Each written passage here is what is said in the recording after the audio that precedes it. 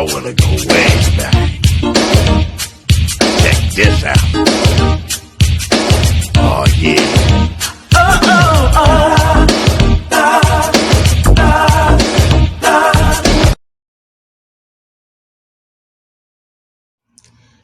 Hello everyone. Welcome back to my YouTube channel again. It's to your favorite girl, Holadayo Mutiat. Yeah, if you're a first time here, please do not forget to subscribe on the red notification bell and the red subscribe button. And please do not forget to comment on that comment section below. Thank you. It's another interesting edition again. Well, before I move on with the program proper, I quickly wanna say shout out to all the children out there, all the beautiful kids out there. Happy Children's Day. Happy Children's Day. May God bless you in anything you lay your hands upon in life. May this be the beginning of success for all the beautiful children internationally. May God bless you, and this will be a stepping stone to higher height. Yeah, and this will be an opportunity to achieve your aims and goals in life, and may God continue to guide every step you take in life. And thank you also to the beautiful mothers out there who has always spent their time taking care of the kids and who has always been there. I say big shout out to all the mothers out there. Thank you. Happy Children's Day once again. So today it's a very interesting topic, but you guys will be like, wow, why politics? Well, today I'm going to talk about why is Nigerian youth ignored? Why is the Nigerian youth ignored? This is the topic for today. So first, what is government? Government is the body which makes and enforces the law of a state, right? And we have the three arms of government. We have the legislative, we have the judiciary, and we all know we have the executive as well. So we all know the functions of the various part of the government. And we all know the general function of the government is to provide social amenities, security, job opportunities, and other social infrastructure to the masses. But our leaders, who are supposed to represent us both in state and national, has failed us woefully. They failed the youth woefully. I'm a youth as well. At this point, we all know that Nigerian leaders have seen themselves as operating through democracy, which is a big lie. It is not true. Because they say democracy is a system of government which gives citizens the maximum personal freedom to choose in running its government. We can also say it's the government of the people, for the people, by the people. That's the general definition of democracy. So where is the democracy? Because many qualified youths have been deprived the opportunities of managing public offices. Yes. Where is the franchise? We didn't practice franchise, which is the right of a qualified adult to vote and to be voted for. Not old men, no. Not all those old men, old grandpas, that they cannot even do anything. They sit down there like statue, eating Nigerians' money, embezzling. And the youth are there suffering. So there's no franchise in this country. So where is the franchise? No right of freedom of speech, no fundamental rights, right to human life and private.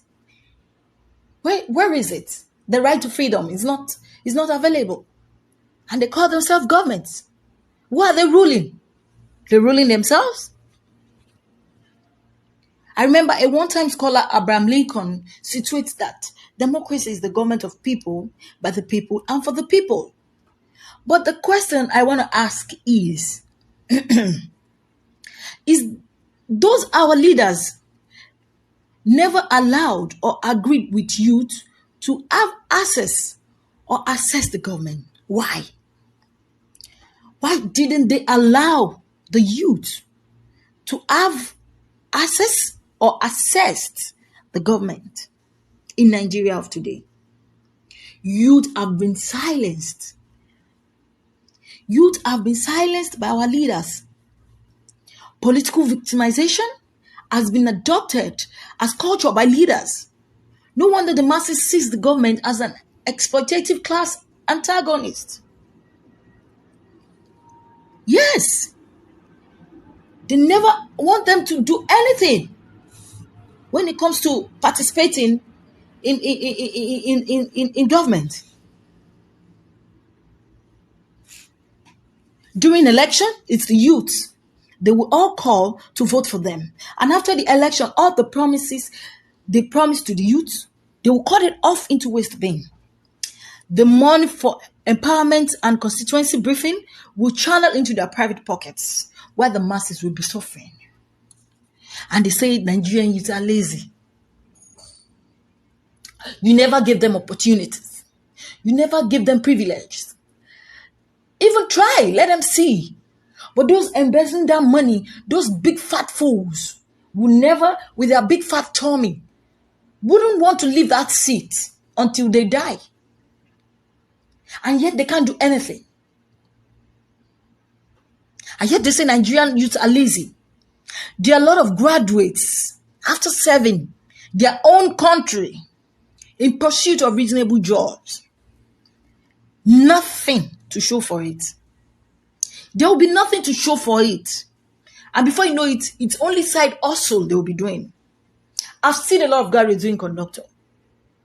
I've seen graduates doing some things that you don't even expect. Some now goes into vocational jobs. Yes, because what can you do? Because without a vocational job in Nigeria, how can you make it and work?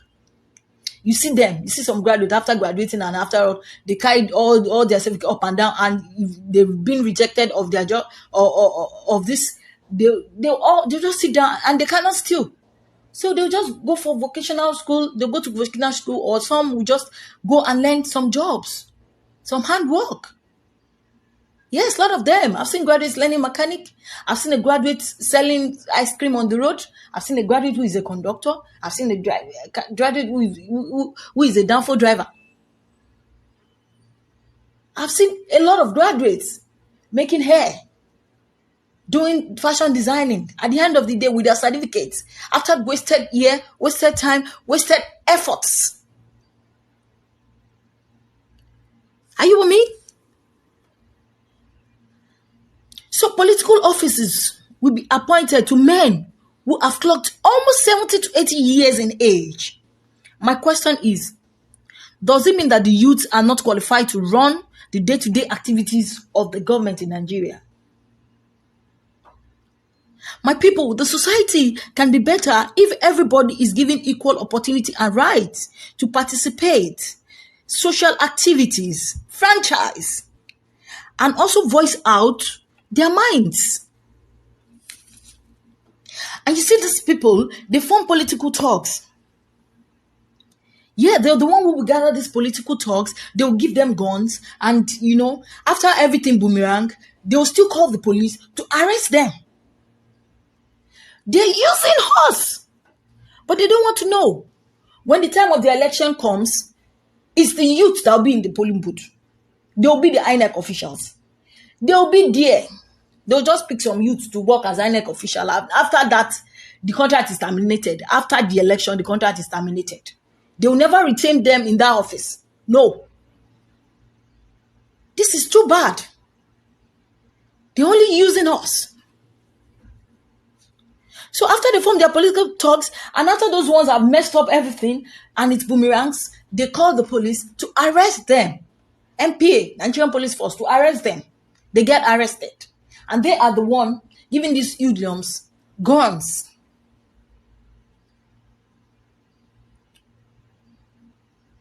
This is too bad. I'm telling you, peace will reign in Nigeria if our leaders recognizes the youth.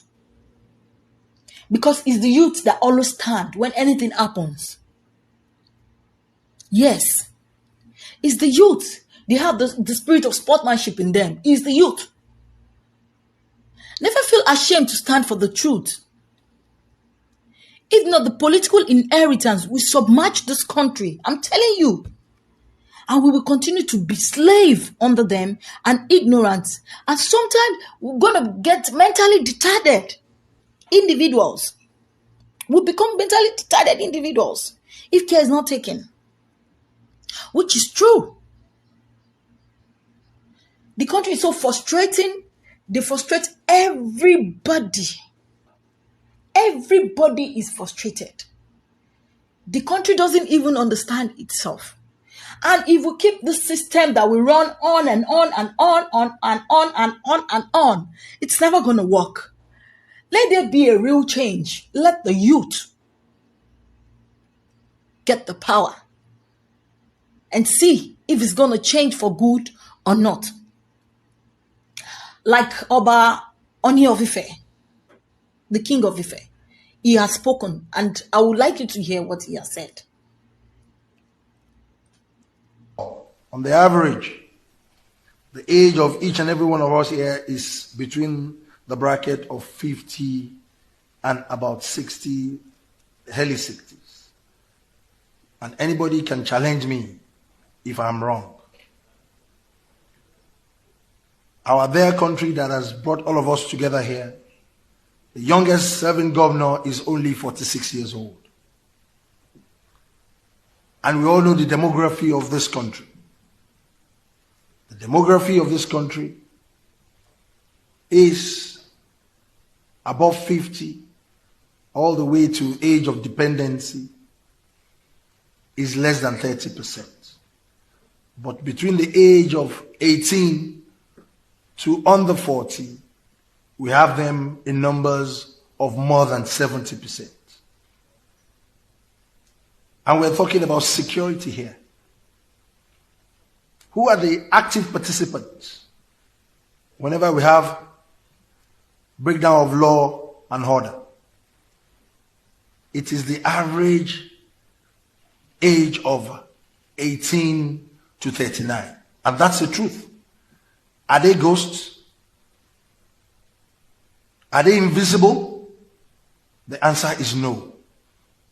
They are human beings. Even our laws, our constitution, they will say at some point, very active civil servants will live on the average of 60 years old. Because they know why. Because they are getting tired. Maybe the judiciary extends till 70 years old. Some 65. They will even say 35 or 30 years, whichever comes earlier. We all know all these laws. But every time we're talking the talk, we're talking the talk. Number 2 man, number 3 man, number 4 man, they are all saying the same thing the way His Eminence said it. And the participants are not faceless. They are not ghosts. It is very idiotic and stupidity for us to be doing the same thing over and over and over again and expect a different result. We will continue to get the same result. Let's be very truthful and honest to ourselves in this country. We all know the problems. How well are we carrying along these people in that age bracket who are representing that age bracket in this hall? The answer is no. We are not engaging them at all. But whenever we want to go for political posts, appointments, we go back to them. We know the good, we know the bad, and the ugly in their category. As traditional rulers, they are the most active in our system. Let us tell ourselves the truth. They are hungry and they are angry.